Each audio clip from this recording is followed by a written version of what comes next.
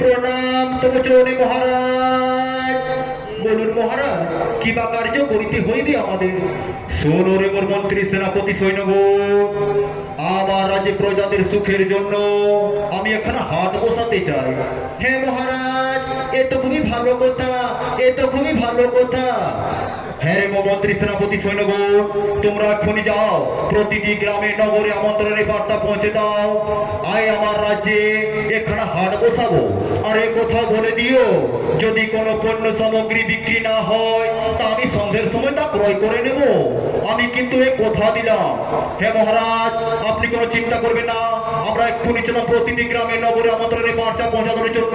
আপনি নিশ্চিন্তে থাকুন, আপনি নিশ্চিন্তে থাকুন।